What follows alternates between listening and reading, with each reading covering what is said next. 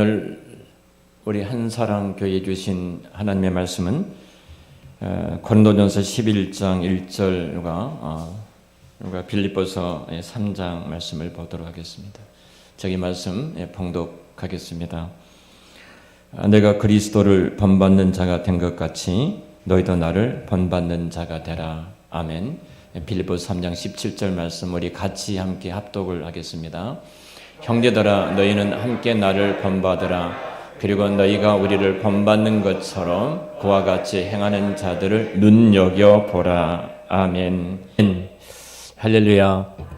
네, 옆에 분들에게 잠깐 눈으로 인사 좀 나눠주시기를 바랍니다. 네, 감사합니다. 사랑합니다. 축복합니다. 고린도 교회 오늘 우리 학생들한테 좀 성경을 계속 강해가고 있기 때문에 좀 부담이 될지도 있겠습니다만, 그러나 성령께서 영적인 것은 나이와 또 어떤 신분과 상관없이 하나님이 역사하시기 때문에 우리 친구들에게도 큰 능력과 권능이 임하게 될 줄로 믿습니다. 사도 바울은 인생의 목적, 사람이 살아가는 목적이 무엇인가를 피조물된 인간에게 본질적으로 말씀하는데, 그것은 형제의 유익을 위해서, 형제를 위해서 살아라. 그것이 무엇을 먹든지 마시든지 하나님의 영광 위해서 살아가는 삶이다.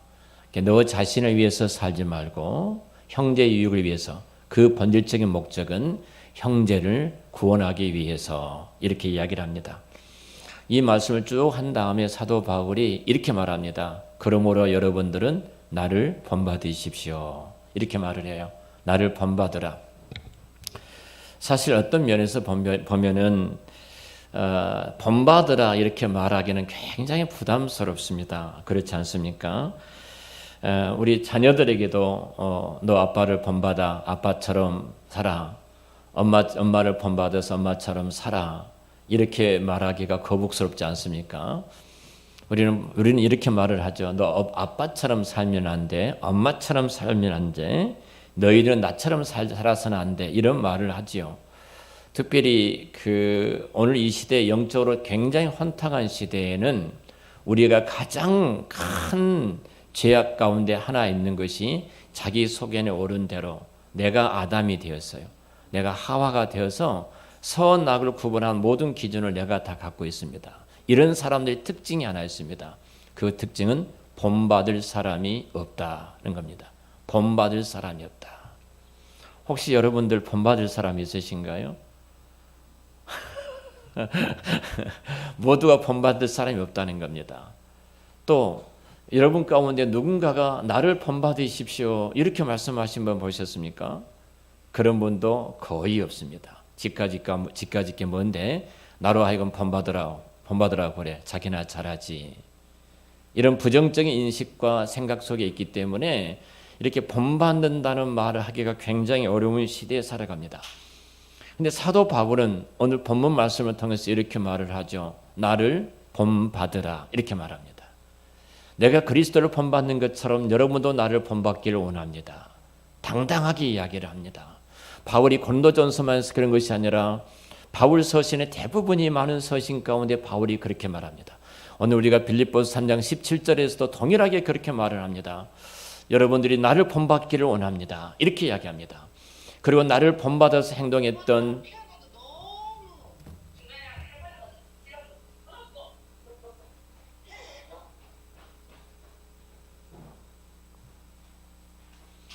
네, 여기 음소거를 해버리면 줌이 안 들어가거든요. 차전사님, 네, 지금 소리가 다 납니다.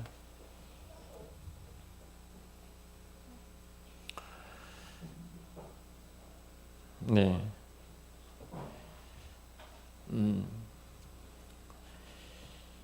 어떻게 보면은 사도 바울이 당신 자신을 본받았던 두 사람을 소개하지요.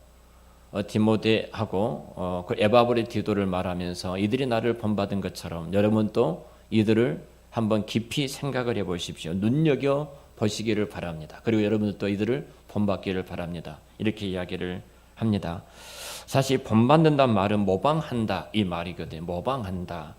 그러니까 이 단어가 히포그라모스라는 단어인데요. 밑에 대고 무엇을 쓴다. 다시 말하면 복사한다 이 이야기입니다. 패턴이라고 말할 수 있는데 모범 모형이라고 말할 수 있습니다. 이 말을 어떤 자치, 발자국 혹은 길로 말할 수 있는데요. 나를 본받으라 말은 굉장히 교만하고 어찌 보면 지나친 말같이 생각이 되어질 수도 있습니다. 사도 바울이 이렇게 말하게 된 것은 그런 뜻이 결코 아닙니다. 바울은 지금 빌립보서 같은 경우에는 감옥에 있습니다. 감옥 안에 있었던 사도 바울이 감옥 밖에 있는 성도들을 향해서 여러분들 저를 본받기를 원합니다. 그러면 성도들이 생각할 때 우리도 감옥에 가란 말인가 이렇게 생각할 수 있지 않겠습니까? 사도 바울이 고린도 교회나 빌립보 교회 가운데 심각한 문제가 있었는데요. 본질을 놓쳐버리다 보니까 교회가 파당에 나누어서 싸움이 일어나게 된 것입니다. 너가 옳으니 내가 옳으니 내가 옳다 너가 옳다 이렇게 싸우게 된 거예요. 빌립보 교회도 동일하게 마찬가지입니다. 바울을 해롭게 하기 위해서 사람들이 등장하게 되고 바울을 지지하는 사람들이 등장하게 되어져요. 이 두 무리가 갈등 구조 가운데서 다툼이 있었던 교회가 빌립보 교회의 모습입니다. 여러분들 그럴 수 있을 겁니다. 이 다툼이 있는 교회 가운데 누가 옳으냐 이렇게 싸우는 교회 가운데 여러분이 나를 본받으십시오 이렇게 말한다면 바울을 지지한 사람들에게는 그 말이 옳게 들릴 수 있습니다. 그래 우리가 본받아야 돼. 그러나 바울을 지지하지 않는 사람들은 웃기고 있네 이렇게 말하지 않겠습니까? 그럼에도 불구하고 바울이 나를 본받으라고 이렇게 말씀한 이유가 무엇일까요? 사도 바울이 이렇게 말한 중요한 것은 하나입니다. 사실 어떤 면에서 본다면은 바울은 눈물로 호소하는 마음이에요. 여러분들이 나를 어떻게 생각해도 괜찮습니다. 여러분이 나를 어떻게 욕해도 괜찮습니다. 사도 바울이 이렇게 말한 것은 정말로 눈물로 아버지의 마음으로 아비의 마음으로 권면하고 있어요.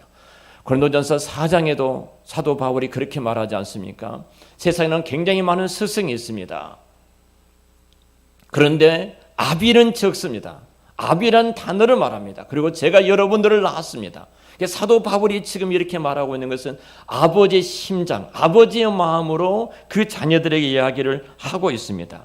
그 자녀들이 그 아픔과 고통을 끌어안고 형제가 싸우는데 형제가 다투고 있는데 어떤 형제는 아버지를 지지하고 어떤 형제는 아버지를 지지하지 않기 때문에 너희들이 알아서 해 이렇게 말하는 아버지는 없을 겁니다.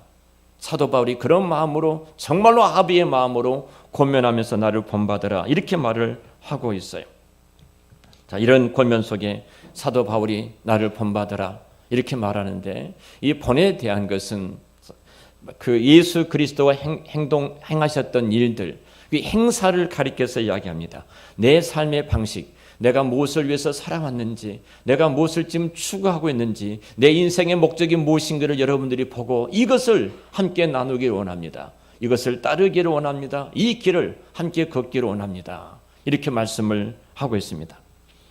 다시 말하면 사도 바울이 그리스도께서 살아왔던 삶처럼 사도 바울이 동일하게 그리스도를 모방해서 살아왔던 그 생활 방식을 여러분들도 저에게 본받기를 원합니다. 이런 이야기를 하고 있어요. 여러분 모든 동물 가운데 가장 어떤 그 모방을 잘하는 흉내를 잘하는 동물이 원숭이라고 이야기를 하죠. 맞는 말인지 모르겠으면 원숭이를 잡는 방법이 아프리카에서는 사냥꾼들이 이렇게 말하면 굉장히 빠르기 때문에 잡기가 어렵다고 합니다. 산채로. 그래서 원숭이를 잡기 위해서는 어떤 방법을 쓰냐면은 사냥꾼들이 모여서 원숭이들이 모여 있는 그곳에 술판을 벌이는 겁니다. 독조를 갖다가 술판을 벌여요. 그리고 술을 먹는 척하면서 그 술방을 계속 따르고 이렇게 합니다. 그리고 나서 한참 하다가 원숭이들은 그 주변에서 다 지켜보고 있고요. 그리고 나서 이제 이 사냥꾼들이 비틀거리면서 그곳을 떠납니다. 떠나게 되면 그곳에 원숭이 내려와서 주거니 받거니 한답니다. 주거니 받거니 하다가 술이 취하죠. 건드러니 술이 취해 있습니다. 그러면 사냥꾼들이 와도 비틀거리면 도망을 못 간 거예요. 그래서 원숭이를 사냥하는 법이 있다. 맞는 말인지 모르겠어요. 제가 어디서 읽었는데 하여튼 그렇게 해보고 싶은 마음도 있습니다. 한번. 근데 가장 모방이 뛰어난 동물이 인간이라고 그러죠. 여러분 인류 문화의 조류가 급속하게 발전한 것은 인간에게 있어서 가장 특징적인 것이 하나 있는데 그것은 모방의 능력이다. 이렇게 이야기를 합니다. 모방성을 갖고 있다는 겁니다. 그런데 이 모방성이라는 것은 여러분 좋은 것만은 아닙니다.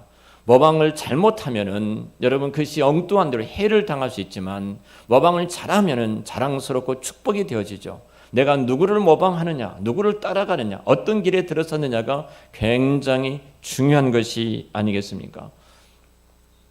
만일 아담과 하와를 따라가서 그 모방의 길에 들어서게 된다면 여러분 그 인생은 망하게 될 것입니다. 그러나 나는 다 이해하지 못하지만 예수 그리스도를 모방하고 따라간다면, 오늘 사도 바울이 말했던 것처럼 바울의 그 길을 따라간다면 분명히 저와 여러분들은 가장 복된 자리에 있게 될 줄로 믿습니다. 자, 그러면 우리가 어떻게 그리스도를 사도 바울이 모방했던 것처럼 우리가 바울을 본을 따라야 할 것인가? 그리고 바울이 따랐던 에바브로 디모데 그들을 눈여겨보라겠는데 우리가 눈여겨볼 것인가? 혹시 여러분 가정에서 여러분 자녀들에게 얘들아 나를 눈여겨봐라. 엄마 아빠가 걸어왔던 신앙의 길, 믿음의 길을 눈여겨보고 나를 따라오너라. 엄마의 기도하는 모습, 엄마의 예배하는 모습, 아빠가 하나님을 섬기고 헌신한 이 모습들을 통해서 우리 자녀들이 어떤 모습을 눈여겨보고 있는지, 그리고 그 모범을 따라가려고 하고 있는지. 어제 어느 집에 예배가 있었습니다. 근데 가족 예배 끝나고 나서 이제 교제하는 시간인데 자녀들이 앉아 있어서 이렇게 자녀와 손주들이 앉아 있는데 이런 이야기를 하더라고요. 하나님께서 어떻게 우리 인생을 이끌어 왔는지 잠깐 그 권사님이 하신 말씀을 들었어요. 이렇게 말씀하는 거예요. 우리 교회에 어떤 일이 나왔는데, 어떤 한 일이 있었는데 우리 교회 섬기는 목사님께서 늘 11조를 할 때마다 11조에 10만 원 하면 거기 하나 0이 더 붙은다고 생각을 해라. 다음에는 하나님 100만 원을 하게 하실 것이다. 100만 원 하는 사람은 분명히 하나님의 다음에 0을 하나 더 붙여서 1000만 원을 하게 할 것이다. 항상 그 하나 0이 하나 더 붙었다고 생각을 해라. 늘 그렇게 말씀하신다고 그래요. 그 하나님께서 내 인생 가운데 그런 놀라운 복을 주셨습니다. 이 간증한 걸 들었습니다. 근데 어떤 건물을, 어떤 무엇을 사야 되는데 약 47억의 가격이 나간다고 그래요. 근데 아무리 봐도 47억은 너무나 부담되어서 주저주저하고 있고 하기 싫고 너무나 짐이 되고 이제 좀 편히 살아야 되는데, 이런 말씀을 하시면서 이런 말씀을 하시더라고요. 새벽에 철야 기도 가서 끊임없이 기도하는데 하나님께서 갑자기 내가 손이 짧아졌느냐, 내 인생 가운데 내가 너를 어떻게 인도했는데 내 손이 짧아졌느냐? 내가 누구인데? 나는 온 우주와 만물을 창조하신 창조자고 전능하신 여호와가 아니더냐? 능치 못할 일 없는 하나님이 아니더냐? 이렇게 기도를 하기 시작을 한 거예요. 그리고 갑자기 성령께서 마음에 감동을 주시는데 그 47억 가운데 0을 하나 빼버리신 거예요, 하나님이. 그럼 얼마예요? 4억 7천이 되어버린 거예요. 할렐루야. 아멘은 아멘도 안 하시네. 이 간증을 자녀들한테 하고 있는 거예요. 내가 믿는 하나님이 누구인가? 내가 섬기는 여호와 그분이 누구인가? 내가 경험하고 나를 인도하신 그 하나님이 어떤 분인가? 여러분 자녀들에게 나와 함께 신앙생활, 우리 가족 공동체 속에 이 신앙의 간증과 이 신앙의 모범을 지금 어떻게 보이고 있는가요? 제가 큰 감동을 받았습니다. 오면서 집사람한테 그 말이었어요. 여러분, 여보, 당신은 우리 자녀들에게 내가 간증한 것을 못 봤는데 좀 간증거리를 하나님이 달라고 좀 기도했으면 좋겠다. 하나님이 어떠고 얼마나 위대하시고 크신 분인데 우리가 우리 자녀들이 내 자녀들을 바라볼 때마다 내가 섬기는 하나님은 이런 분이셨어. 그분은 이렇게 우리 인생을 이끌어 오셨고 우리 인생에 개입하셔서 이런 일들을 이루셨단다 얘들아. 그 하나님은 살아계셔. 여러분, 우리 자녀들에게 신앙의 어떤 본, 믿음의 본, 우리가 걸어왔던 하나님을 사랑하는 그 본을 어떻게 보이고 있는지요. 사도 바울은 오늘 분명히 이렇게 말합니다. 우리에게 본이 받으라. 바울의 본을 참 성경 전체를 가리켜서 말씀을 드릴 수 있습니다만 몇 가지만 제가 중요한 것만 몇 가지 말씀을 드리겠습니다. 그 중에 하나가 사도 바울이 십자가와 부활입니다. 십자가와 부활이에요. 우리는 바울의 신앙에서 가장 위대한 것은 십자가입니다. 우리는 이 신앙을 붙잡아야 됩니다. 바울은 오직 예수님의 십자가와 그 부활의 신앙의 중심을 두고 그런 그리스도의 복음을 전하는 이 십자가를 전하는데 그 인생을 다 드렸습니다. 고린도전서 1장 18절 말씀 보면은 십자가의 도가 멸망하는 자들에게 미련한 것이고 구원 얻는 우리에게는 하나님의 능력이라. 고린도서 2장 2절 말씀은 내가 너희 중에서 예수 그리스도와 그의 십자가에 못 박히신 것 외에는 아무것도 알지 아니하기를 작정하였다. 사도 바울은 하나입니다. 대단한 학문과 지식을 갖고 있었던 그는 모든 것을 배설물로 여기고, 유대인들이나 헬라인들은 십자가의 복음이 거친 것이고 미련한 것일지 모르지만 이것 십자가의 말로 인간을 구원하는 생명의 능력이기 때문에 내가 이 십자가의 복음을 전하는 이것만 알기로 내 인생에 작정했다. 할렐루야. 내가 세상의 학문적인 지식이 뒤떨어질 수 있습니다. 그러나 가장 중요한 건 내가 모든 것을 잃어버려도 십자가 복음을 붙든 자는 승리하게 될 줄로 믿습니다. 갈라디아 6장 14절에 이렇게 말합니다. 예수 그리스도 십자가 외에는 내가 결코 자랑할 것이 없다. 사도 바울이 세상에 내놓으라는 것이 얼마나 많이 있는지 모릅니다. 그의 학문과 그의 지식, 당대에 갖고 있었던 그의 권력, 그의 집안의 배경들, 대단한 많은 것들을 자랑할 것이 있었는데 그가 예수의 십자가 부활을 만나는 순간 사도 바울은 외칩니다. 이 모든 것은 배설물이었다. 세상의 모든 것들은. 그리고 내 인생 가운데 예수 그리스도 외에 자랑할 것이 없다. 여러분도 이 사도 바울의 본석에서 십자가를 붙들고 복음 앞에 서서 이 땅을 살아가는 종들이 되시기를 축원합니다. 사도 바울은 우리가 잘 아는 것처럼 고린도서 10장 31절에 무엇을 먹든지 마시든지 하나님의 영광을 위해서 해라. 그리고 로마서 14장 8절에 우리가 살아도 주를 위해서 살고 죽어도 주를 위해서 죽나니 우리가 사나 죽으나 우리는 그리스도의 것이다고 그가 고백을 합니다. 나는 주를 위해서 존재한다. 내가 먹어도 주를 위해서 먹고 마셔도 주를 위해서 마시고 내가 살아도 주를 위해서 살고 내가 죽어서도 주를 위해서. 우리 학생들도 주를 위해서 공부하는 순간 하나님께서 지혜를 주실 줄을 믿습니다. 우리가 주를 위해서 꿈과 비전을 갖는 순간 하나님께서 그 꿈의 위대한 비전을 이루어 주실 줄로 믿습니다. 자, 이렇게 주를 위해서 살아왔던 바울의 삶의 태도는 어떤 모습이었냐면은 다 남들을 나보다 낫게 여기고 다른 사람의 종으로 살았어요. 여러분 이상하지 않습니까? 빌립보서 2장 3절 말씀 보면은 오직 겸손한 마음으로 각각 자기보다 남을 낮게 여기며 형제를 나보다 낮게, 형제를 나보다 높게 여겼어요. 여러분 돌아보십시오. 성령이 우리 가운데 임하는 순간 교회 공동체 가운데 형제와 지체를 바라볼 때 나보다 못한 사람 단 한 사람도 없는 줄로 믿습니다. 여러분들 쉽게 어떤 지체에 대해서 함부로 말할지 모릅니다. 그러나 하나님께서 그를 사랑하셔서 십자가 위에서 그를 위해서 죽으셨어요. 그렇다면 천하를 주고도 바꿀 수 없는 존귀한 자가 내 곁에 있는 형제요, 내 곁에 있는 자매입니다. 형제고 자매예요. 나보다 못한 사람은 지구상에 아무도 없어요. 할렐루야. 이것이 성령의 사람의 특징입니다. 그래서 사도 바울은 모든 사람의 종으로 설 수 있어요. 나보다 낫다고 나보다 높다고 생각하는 순간 내가 그들의 종이 될 수 있어요. 바울은 그래서 모든 사람들이 종이 된 겁니다. 그 이유는 바울이 고백했던 것처럼 이렇게 말합니다. 내가 생명을 얻기 위해서, 사람을 얻기 위해서. 고린도전서 9장 19절에 내가 모든 사람에게 자유하였으나 스스로 모든 사람에게 종이 된 것은 더 많은 사람을 얻고자 하여. 여러분 얼마나 바울이 그의 삶의 원칙과 목적이 분명해지는 순간 그의 삶의 태도는 이 세상에 보지 못하는 새로운 모습을, 새로운 하나님 나라의 모습을 보게 되어집니다. 여러분 우리 교회와 우리 한국 교회와 이 시대에 하나님께서 가장 중요한 두 가지 메시지가 있다면 저는 그 중에 하나가 충성이라고 봅니다. 사도 바울은 고린도서 4장 2절에 이렇게 말합니다. 맡은 자들에게 구할 것은 충성이다. 충성이라면 시종여일 똑같은 마음입니다. 똑같은 생각입니다. 변함없이 끝까지 죽을 각오를 하고 달려갔던 사도 바울. 그는 일평생 그가 어떤 환경과 상황을 만날지라도 뒤로 물러서지 않고 그 일을 이루기 위해서 뛰어갔던 사도 바울. 그가 때로는 수많은 배와 바다의 이역과 강의 이역과 맹수의 이역과 이방인의 이역과 동족의 이역과 수없이 죽을 위기에 몇 번씩 처해 있었지만 수많은 맹수들의 위협이 있었고 불뱀과 독뱀들의 위험이 있었지만 그 위험 속에서도 그가 굴하지 않고 시종일 달려갈 수 있었던 것은 하나님을 충성스럽게 섬기는 그 마음이 있었기 때문에 가능합니다. 오늘 이 시대에 신의를 쳐버린 시대라고 말합니다. 신의가 없는 시대.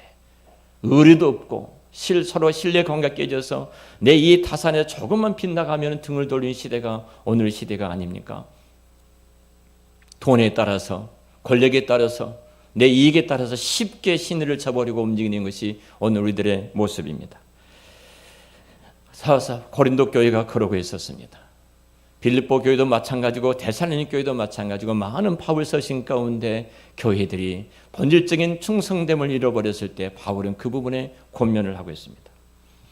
신의로 우리가 말을 한다면은 여러분 스위스의 용병에 대해서 들어보셨을 겁니다. 스위스는 한때 용병의 나라였습니다. 알프스 산맥의 그 아름다운 자연 경관을 갖고 있지만 척박한 땅에서 사람이 살 수가 없는 곳이 스위스라는 나라였어요. 유일하게 생존하기 위해서는 그 나라 사람들은 전 유럽에 흩어져서 용병으로 팔려가 돈을 받고 가족과 그리고 식구들을 먹일 수밖에 없었던 것입니다. 루이 14세 때 프랑스의 전쟁이 일어납니다. 그리고 한 성이 몰락하게 되어집니다. 몰락하게 되어질 때 그때 모든 프랑스 사람들과 고관들은 다 도망을 가버립니다. 그리고 그 성을 끝까지 목숨을 걸고 지켰던 사람들이 스위스의 용병들입니다. 그때 전사자가 226명이 죽게 되어집니다. 그들은 도망칠 수도 있습니다. 목숨을 부지하게 해서 도망칠 수도 있고 투항해서 항복하여 목숨을 유지할 수도 있었습니다. 근데 그들은 끝까지 장렬하게 그 성을 지키기 위해서 목숨을 내던졌습니다. 전쟁이 끝났습니다. 끝난 이후에 그 용사 가운데, 용병 가운데 한 사람이 자기 고향으로 보내는 편지 한 통이 발견되었습니다. 자, 그 편지 내용은 이런 내용입니다. 사실 어떤 면에서 보면은 우리가 만일 그들의 내용이 간단히 설명 이거예요. 우리가 지금 이 신의를 버리면 우리를 용병으로 사가지고 가서 우리 가족과 우리 후대들이 먹고 살아가는데 우리를 써주었던 이 국가와 이 정부에게 배신하고 우리가 도망을 간다든지 항복을 하는 그런 신의를 잃어버리면 우리 후손들은 영원히 용병으로 올 수가 없다. 그럼 우리 후손들은 더 이상 살 수 있는 길이 없다. 그래서 우리는 이 계약을 지킴으로써 우리는 우리 후대를 일으켜 세워야 된다. 그들은 후손을 생각했습니다. 후대를 생각했습니다. 그것이 지금 스위스를 만들었습니다. 스위스에 나오는 제품 맥가이버 칼을 통해서 여러분 스위스 시계를 통해서 우리에게 많이 소개된 것을 잘 아실 겁니다. 그런데 스위스는 그 이후로 모든 유럽에서 스위스 용병이 최고의 값을 지불하고 사오게 되어집니다. 교황청의 군의병들도 전체가 스위스 경비대입니다. 단 한 사람도 다른 나라 사람이 없습니다. 로마에가 있지만 로마 교황청 그 안에 스위스 경비대가 교황을 보호하고 그 교황청을 지키고 있습니다. 여러분 결국은 이겁니다. 정말로 내가 예수 그리스도의 십자가에서 나를 죽으시고 부활하심으로 말미암아 내게 새 생명을 허락해 주셨는데 오늘 또 보혜사 성령을 우리 가운데 보내주셔서 우리를 지키시고 보호하시고 인도해 주시는데 우리는 얼마나 많이 이 신의를 하나님의 그 은혜를 저버리고 영적으로 하나님을 떠나서 살아가는 어두운 일들이 많이 모릅니다. 우리는 정말로 누군가요? 사도 바울은 어찌 보면 하나님께서 부당하게 대접을 받은 것처럼 여겨질 때도 있었습니다. 뜻하지 않게 붙잡혀서 죽을 만큼 매를 맞았는데 5번씩이나 매를 맞았지 않습니까? 죽기 직전까지. 수많은 이웃들이 그를 도사하려고 했었습니다. 단 한 번도 발을 제대로 뻗고 잠을 잘 수 있는 시간적인 여유도 그에게는 없었습니다. 그런데 그는 나를 구속하신 다메섹 선상에서 만났던 예수 그리스도, 내가 그분을 위해서, 그분의 영광을 위해서 내가 살아도 그분을 위해서, 죽어도 내가 그분을 위해서 내가 죽으리라. 오늘날 정말로 조금만 마음에 들지 아니하면은 얼마나 쉽게 우리가 등을 돌립니까? 세상 사람들은 그래요. 세상 사람들은 싸우다가도 우리 술 한잔 하세요. 막걸리 한 잔 탁 마시면서 악수하면 끝나버립니다. 이 정도예요. 얼마나 쿨한지. 뿐만 아니라 담배 하나 딱 전해주고 담배 하나 건네주고 담배 하나 태세하고 딱 붙여주면 끝나버리는 거예요. 근데 예수 믿는 사람들이 마음에 걸쩍지게 하는 것이 나오면 평생 원수로 남아있는 거예요. 영원히 저 사람 안 보리라. 이것처럼 복음에 벗어난 사람들이 이 시대에 오늘 우리들의 어두운 모습이라 이 말입니다. 우리 한사랑교회는 그런 분들이 한 분도 계시지 않는 줄을 믿습니다. 정말로 바울이 신의를 지켰던 것처럼 믿음을 지켜가시는 여러분들이 되어서 복의 자리에 있기를 바랍니다. 근데 중요한 것은 우리가 할 수 있는 능력이 없습니다. 능력이 없어요. 내가 종처럼 형제를 위해서 섬길 능력도 없고 남을 나보다 낮게 여기는 능력도 없고 내가 예수 그리스도의 십자가 그 복음을 위해서 살 수 있는 능력도 없고 내가 살아도 죽어도 주를 위해서 죽겠다. 내가 먹어도 마셔도 주를 영광을 위해서 하겠다. 이런 능력이 없습니다. 사도 바울도 동일했습니다. 그도 그런 능력이 없었습니다. 그래서 바울은 중요한 고백을 합니다. 고린도서 2장 3절 4절 보면은 이렇게 말씀합니다. 내가 너희 가운데 거할 때 약하며 두려워하며 힘이 떨어노라. 내 말과 내 전도함이 지혜에 권하는 말로 하지 아니하고 다만 성령의 나타남과 능력으로 하여 너희 믿음에 사람이 지혜 있지 아니하고 다만 하나님의 능력에 있게 하려 하노라. 바울은 가장 그를 두렵게 하고 떨게 하는 것이 무엇이었는가? 이거였어요. 성령의 능력이 나타나지 않을까 봐. 성령이 나타나지 아니할까 봐 내가 두렵고 내가 떨어노라.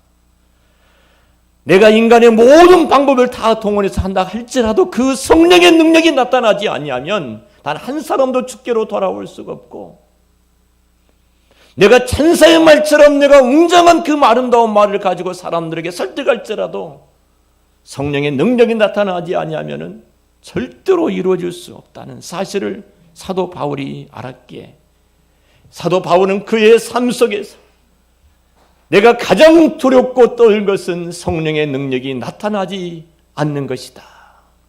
그 정도 사도 바울은 철저하게 성령님을 의지하고 성령님을 사모했어요. 여러분, 그 성령의 능력이 임하지 아니하면 내가 내 아내를 죽기까지 사랑할 수 있다고 생각을 하십니까? 내가 내 남편의 그 하는 말에 말도 안 같은 말이지만 순종할 수 있다고 생각을 하십니까? 내 자녀들을 교양과 훈계를 양육할 수 있는 부모의 능력이 있습니까? 아니면 부모를 내가 정말로 공경과 존경하면서 부모를 공경할 수 있는 그 부모의 말씀에 순종과 공경할 수 있는 능력이 우리 안에 있습니까? 없습니다. 할 수 있는 능력이 우리 안에 없어요. 사도 바울은 그 진리를 알았습니다. 내가 상을 넘고 강을 건너고 바다를 건너고 내가 열방에 나가서 복음을 전하니 본질적인 것은 내게 있는 것이 아니라 내 지혜와 내 말에 있는 것이 아니라 성령의 능력이 있다. 그래서 성령이 떠나게 될까 봐, 성령이 역사하지 않을까 봐, 그 권능이 임하지 않을까 봐 그는 늘 두렵고 떨었던 것입니다. 여러분, 마찬가지입니다. 설교하는 일에도 성령이 임해야 됩니다. 목사가 신방하는 일에도 성령이 임하고 가르치는 일에도 성령이 임해야 합니다. 여러분, 성령이 임하지 아니하면은 어떤 열매도 우리가 맺힐 수가 없습니다. 그래서 저는 금요일도 우리 유리까지 계산하니까 18명이 나와서 금요 기도회를 했습니다. 애통한 마음으로 성령의 능력이 이 교회에 임하지 아니하면, 성령의 능력이 우리 가운데 임하지 아니하면 우리는 아무것도 이룰 수가 없습니다. 그 진리를 알기 때문에 우리가 다시 기도하는 자리에 가자. 함께 기도해야 했습니다. 여러분, 떨어야 됩니다. 돈 없는 것 때문에 떨지 마시고, 권력이 없는 것 때문에 떨지 마시고, 내가 세상적인 학문과 지식이 없는 것 때문에 두려워하고 떨지 마시고, 성령이 떠나게 될까 봐, 성령의 역사가 없을까 봐 우리는 두려워 떠는 하나님의 백성이 되어질 때 우리는 세상이 감당하지 못한 하나님의 백성과 하나님의 종들이 될 줄로 믿습니다. 성령으로 말미암지 않고는 누구도 예수 그리스도를 신할 주라고 시인할 수가 없어요. 성령으로 말미암지 않고는 우리는 단 한 발도 그리스도가 원하신 그 복음의 길을 걸어갈 수가 없습니다. 내가 2001년도에 시카고에 있는 무디 신학교, 무디 교회, 그리고 무디 타운을 다녀왔습니다. 무디 타운 가운데 무디 박물관이 있어서 늘 책으로 보았던 그 무디 선생님을 보기 위해서 박물관에 들어갔습니다. 박물관에 들어갔더니 그 무디 선생님의 밀랍이 되어 있어 앞에 성경책을 들고 서 계시고 그분이 맡은 성경책이 앞에 놓여 있더라고요. 근데 성경책 가운데 특별하게 유심하게 보면은 단어가 등장합니다. 한 인유시를 등장하는데 그것은 이겁니다. 내가 하나님 말씀을 내가 실험했더니 그것이 증명되었다, 이 단어예요. 하나님 말씀이 살아있는 말씀인가? 내가 순종해 봤습니다. 그럴 때 그 말씀이 살아있는 지금도 역사는 하나님의 말씀. 성경 앞 펴져 있는 곳에 곳곳에 그 이니셜이 써져 있어요. 자, 보겠습니다. 이 무디가 공부를 못했던 구두 수승공이었습니다. 그런데 애들에게 복음을 전하고 싶은 마음이 너무나 컸어요. 교회에 찾아갔습니다. 선생님 저를 써주십시오. 제가 주일학교 교사가 되겠습니다. 보니까 아는 것이 없어요. 그래서 거절당합니다. 어린이 선교 단체에 찾아갑니다. 나를 써주십시오. 이렇게 말을 해도 버는 것이 없고 이력이 없으니까 안 써줍니다. 그럼 무디는 그 어린 아이들에게 복음을 전하고 싶어서 북을 메고 북채를 들고 거리에 뛰어나갑니다. 그리고 북을 치면서 북을 콩콩 치면서 동네 아이들을 끌어모으기를 시작합니다. 끌어모아서 예수님을 전합니다. 놀라운 일이 벌어집니다. 그 아이들이 변화되고 그 아이들이 새로워지는 거예요. 그럼 많은 사람들이 무디를 따르게 됩니다. 하루는 집회를 마쳤는데 한 나이 드신 한 할머니가 무디 곁에 찾아와서 이렇게 말합니다. 선생님, 혹시 사도행전 2장을 알고 계십니까? 한마디 하는 거예요. 깜짝 놀랐어요. 자기는 사도행전 2장에 뭐가 있는지. 그래서 그 말씀을 던지고 그분이 떠나신 거예요, 할머니가. 그래서 집에 가서 사도행전 골방에 들어가서 2장을 읽어봅니다. 그때 오순절 성령의 사건을 경험하게 됩니다. 그리고 그가 골방에 들어가서 목숨을 다해서 생명을 다해서 부르짖기를 시작합니다. 내게도 그런 성령의 능력을 달라고, 오순절에 그 능력을 달라고, 그 성령의 권능과 그 은혜를 우리에게 부어달라고 정말로 마음을 다해서 기도하는데 성령께서 불가운데 그에게 임하게 되어진 거예요. 무디가 후대에 그 글을 남깁니다. 내가 너무너무 뜨거워서 견딜 수가 없었다. 내가 너무 뜨거워 견딜 수가 없어 밖에 뛰쳐나가 팔짝팔짝 뛰면서 하나님 이제는 됐습니다. 이제는 됐습니다라고 외쳤다. 이 말을 합니다. 무디가 당시에 영국과 미국의 복음을 전하는 전도자로 1700년대 사역자인데요. 그가 수백만 명들이 모인 앞에서 복음을 전하는 전도자로 그 시대에 서 있었습니다. 여러분, 지금처럼 마이크나 시설이 뛰어난 때도 아닙니다. 그런데 성령이 그를 붙잡는 순간 수많은 영혼과 수많은 생명들이 주께로 돌아오는 이 기적의 주인공이 되어집니다. 여러분, 그렇습니다. 결국은 성령의 능력이 아니고는 이룰 수가 없기 때문에 사도 바울이 그렇게 고백한 겁니다. 성령의 능력으로, 내가 성령의 그 능력이다. 그래 난 늘 두렵고 또 그 능력이 나타나지 아니할까. 철저하게 애통하는 마음으로, 가난한 심령으로 사도 바울은 그 성령님을 의지했고, 그 성령님을 의지했던 사도 바울의 위대한 복음의 발자취 앞에 우리가 서 있습니다. 이 사도 바울이 말합니다. 내 본을 따르라. 지금까지 소개했던 사도 바울의 본은 우리의 의지와 우리의 결심으로는 부족합니다. 할 수가 없습니다. 그런 여러분에게 성령님 우리 가운데 보내주셨습니다. 과처럼 내버려 놔두지 않냐고 성령을 보내주셔서 우리 곁에서 우리를 돕기 위해서 변호사로, 돕는 자로 우리 곁에 계십니다. 이로자로, 격려자로 우리 곁에 계십니다. 우리를 그 성령께서 우리 깨닫게 하시고 생각나게 하시고 그리고 가르치시고 우리의 길을 인도해 주실 줄로 믿습니다. 말씀을 마치겠습니다.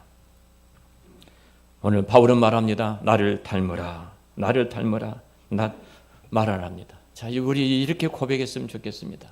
정말로 사도 바울이 말했던 것처럼 사도 바울을, 예수 그리스도를, 그리고 바울을 본받고 모방을 해야 되는데, 바울을 따르고 바울의 사례를 따르고 바울을 모방을 해야 되는데, 그러기 위해서 우리가 성령의 능력과 권능이 임할 때만 가능합니다. 저희 교회가 다시 한번 이 어두운 코로나 시대에 성령의 역사가 폭발적으로 일어나서 제2의 부흥의 시대, 제2의 성령의 역사인 시대가 저와 여러분을 통해서 일어나기를 우리 주의 이름으로 축원합니다. 이제 우리는 이렇게 말해야 됩니다. 자, 예수를 어떻게 믿어야 돼요? 이렇게 물으면 저처럼 믿으면 됩니다.